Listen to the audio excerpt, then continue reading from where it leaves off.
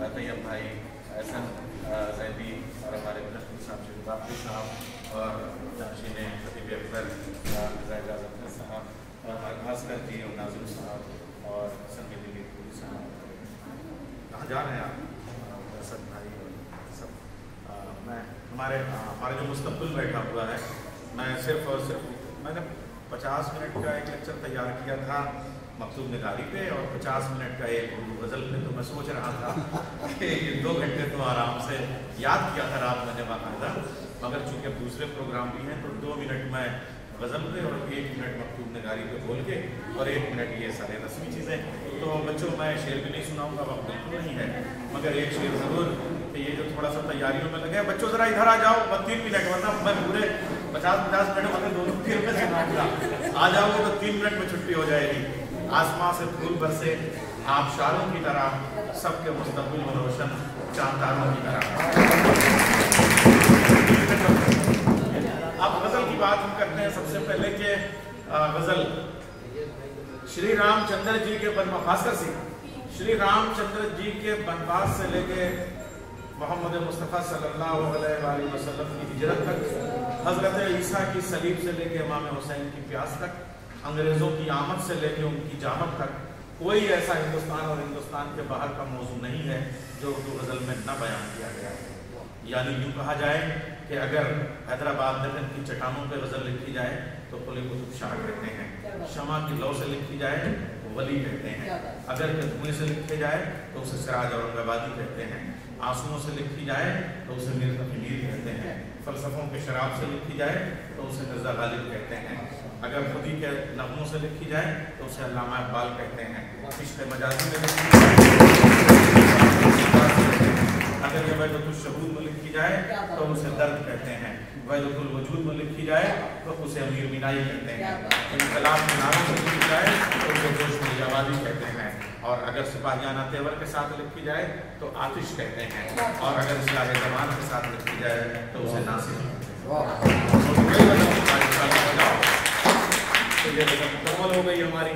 तो गज़ल जो है उसमें हर मौजू, हर अहद और अपने मिजाज के साथ में अपने लहजे को ढालने की सलाहियत रखती है। मगर अब यहीं से दूसरी बात जो यासूफ भाई ने कही वो बहुत बड़ा है। देखिए मेरे सामने ऐसी शख्सियतें मौजूद हैं, उनके सामने पूरी तहजीब है, तारीख है। अर्ज़ करूँ कि यानी वो गरीब बात है कि गज़ल से इश्क है और उर्दू से नफरत है, ये कैसे काम चल सकता है? तो अगर गज़ल को ज़िंदा रखना है, गज़ल से मोहब्बत का मुज़ाहरा करना है तो उर्दू को ज़िंदा रखना होगा। अब एक बात मकतूब निगारी की, बहुत लिखा गया, बहुत कहा गया कि गालिब ने मुरासिलों को मुकालमा बना दिया। बस आज की तारीख की मुनासिबत से इस मौजू के हवाले से कह दूँ कि गालिब पहला मकतूब निगार है जिसने अपने ख़त को गज़ल बना दिया। दूसरे होते हैं ऐसे ही जुमले, पूरे लखनऊ पे जो बातें कही जाती हैं वो सब उन्होंने दिल्ली पे कही थी। बाद में ये सारे इल्ज़ाम हमारे सर आए, उन्होंने अपने ख़त में लिखा था। ज़राफ़त के हवाले से तो बड़े जुमले हैं कि दिल्ली में इस वक्त गालिब ऐसे ही है जैसे कूफे में मुस्लिम में, ऐसे ऐसे जुमले भी उनके यहाँ मिलते हैं।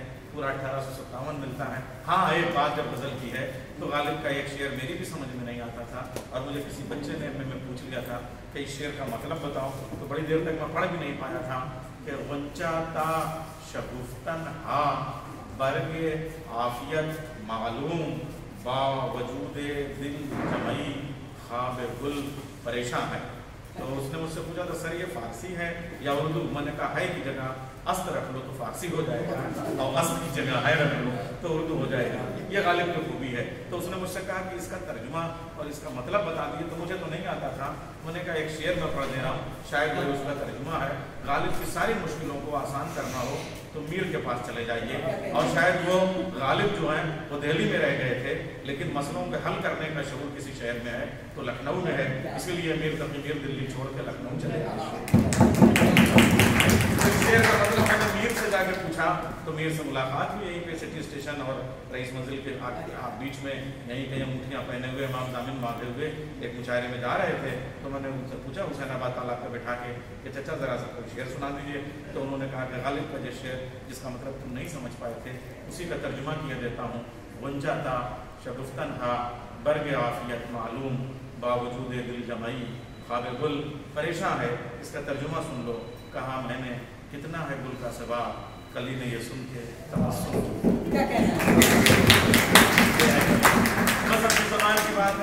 जुमला कहा था, बस एक जुमला पैगाम के तौर पे आप कि उर्दू को जिंदा रखना आपका फरीज़ा है।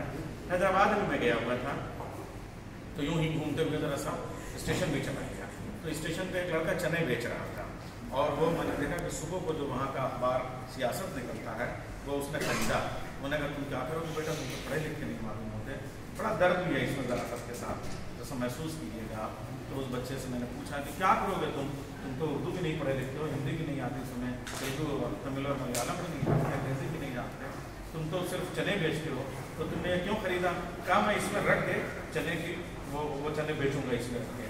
मैंने पूछा वो तो तुम बासी अखबार जो रद्दी में मिलता है वो भी ले सकते हो? तो कहा मैंने नहीं पढ़ी है, मगर कम से कम अपनी मादरी ज़बान को बचाने के लिए 2 रुपये का अखबार। तो मेरे बच्चों और बच्चियाँ ज़्यादा हैं, बात हमारे शमसी साहब ने जो कही कि ये हमारी बेटियाँ हैं, मैं एक बात आपसे अर्ज़ करूँ कि उर्दू इसी हिंदुस्तान में पैदा हुई है, जामा मस्जिद की सीढ़ियों में पैदा हुई है। बाद में अदब जो है वो जाके हैदराबाद लिखन गया, चलो ज़बान और अदब हम दोनों कह सकते हैं, लेकिन उर्दू की नोक तलक लखनऊ में समाजी गई। उर्दू को गैर कहना बिल्कुल ऐसे ही है जैसे कोई बाप अपनी बेटी के लिए ये जुमला कह दे कि ये बाहर से है। मुझे लगता है अगर कोई बाप अपनी बेटी के लिए जुमला कह दे तो उसकी गैरत का सवाल या निशान कायम होगा। तो जैसे अपनी बेटी को बाहर का नहीं कहा जा सकता, ऐसे ही उर्दू को हिंदुस्तान के बाहर हमको जो है बिल्कुल उसी तरीके से जैसे अखबार वाला 2 रुपये के अखबार, मगर मैं ईमानदारी से पूछूं तो रहने दीजिए, हाथ ना उठवाइए, वरना मैं आपसे पूछता कि कितने बच्चे हैं जो उर्दू का अखबार खरीदते हैं, तो शायद मुझे लगता है कि इसमें से बड़ा वो तस्वीर मुश्किल हो जाती। तो आप लोग आज से उर्दू का अखबार खरीदिए, उर्दू की किताबें खरीदिए, और कम से कम घर में किताबें रहेंगी तो आपके बच्चे भी पढ़ेंगे। तो मैं बहुत मुबारकबाद देता हूँ। और एक मुबारकबाद ये कि जो वेंटिलेटर की बात कही थी हमारे यासून भाई ने, वाकई हर जगह है। हमारे माइनॉरिटीज़ के इदारों में भी हम उर्दू के जाने वालों के अलविदाई जश्न में तो आते हैं कि वो साहब रिटायर हो रहे हैं तो हम उनको रुखसत करने का जश्न मना रहे हैं, लेकिन उर्दू के आने वालों का कहीं जश्न नहीं मनाया जाता।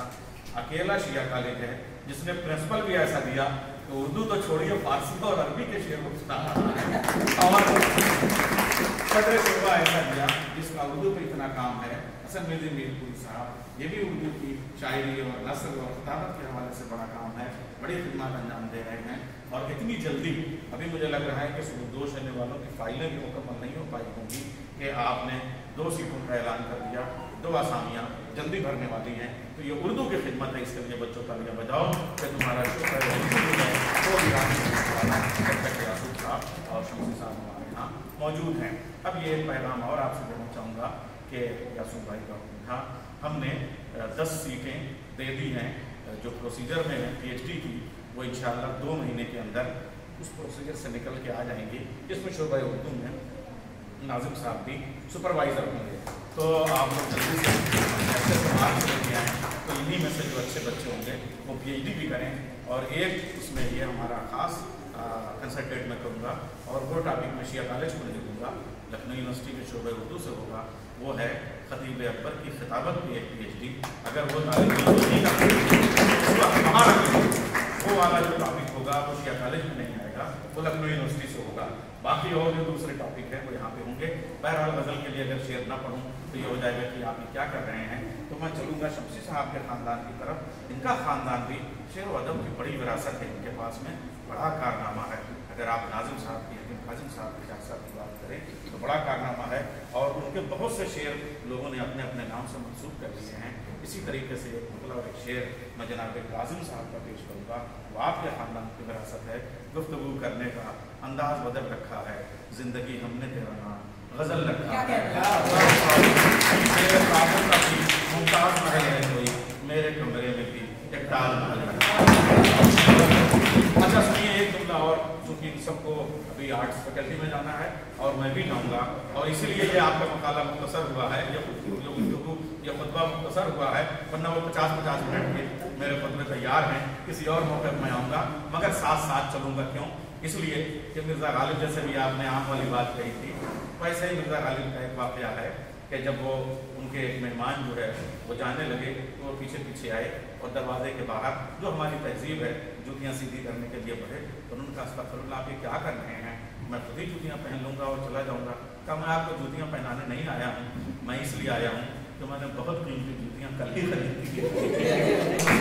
आपने भरोसा नहीं था कि आप मेरी वाली खरीद के चले जाएंगे, इसलिए मैं भी आपके साथ चल रहा हूँ और आपके साथ साथ बहुत शुक्रिया।